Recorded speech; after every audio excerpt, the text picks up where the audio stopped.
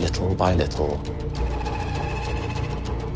bite by bite, we are exposing her as weak and unsuited to rule. What do you think? Why is this show so popular with Game of Thrones, with Night of the Seven Kingdom, and this, like, spraying the word of this mythical world, and people are still engaging. They are looking on your characters. They are feeling the pain and the laughter sometimes.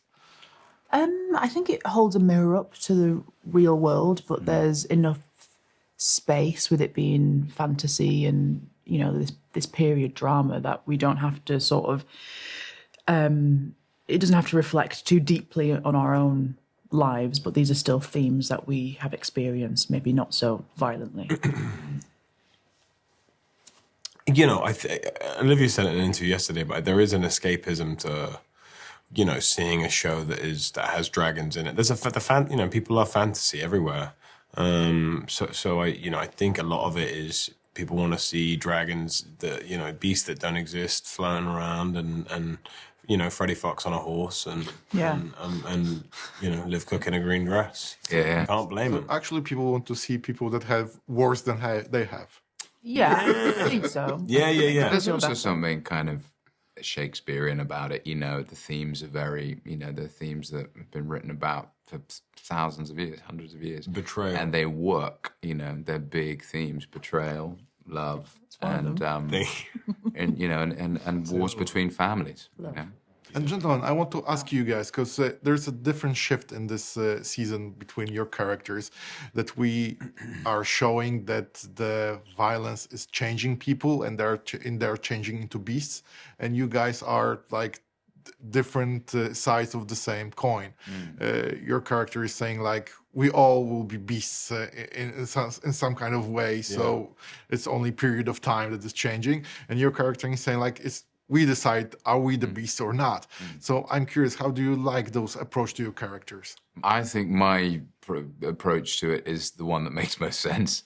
And it's someone who wants to be in the world and to survive and to live. And when I look at, you know, Kristen, I'm going, you've decided for himself and for the rest of us that death is inevitable. And so I think he's angry about that, because it's not inevitable. We have the choice, you know, and we have the choice whether we want to play our parts in other people's death as much as our own. But I'm curious, because this show shows that there's a beast in every one of us. Like, if you will be pushed to the wall, you will fight, you will do whatever it takes. You think your character will stand his ground, saying, I will not become a monster? I think he's trying, honestly, I think throughout this season particularly, you discover that he's trying to find light and hope and humanity in the darkest corners of things. He's probably an unlikely character to explore that with, but he's trying to look for the light in the midst of all of this mess. And Olivia, I'm curious about your character, because you're on the run, I think, from the first season. We actually met in Amsterdam when we were starting this show, when your character was cheerful and looking on the bright side of life. And 3 seasons in, we see that she's fighting for her life nearly every day.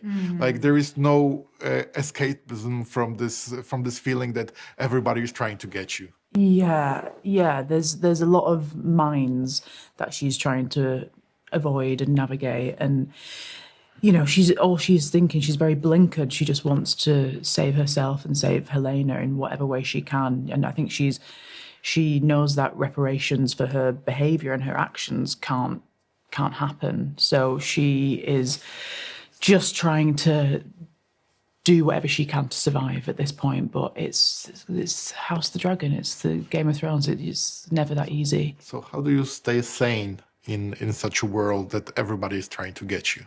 Alicent. How does Alicent stay sane? Well, I don't know. I think she is so adrenalized at this point that I think when that adrenaline like wanes, I think that's when the sanity will fade, probably. Last question is to you. How do you stay a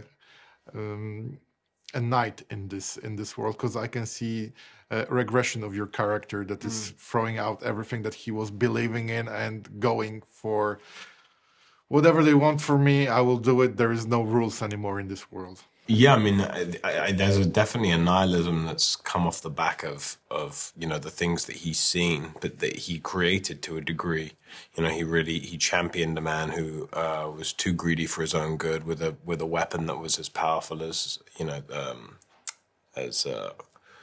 Nuclear bomb. Ewan's dragon is Vhagar. Yeah. And so yeah, but I do think over the course of season 3 he regains some sense of purpose. I don't know that purpose comes out of nihilism, but he does. There's a really beautiful scene that takes place at a certain point with Gawain where he kind of addresses some of his beliefs. I don't think that's too much of a spoiler. No. Yeah.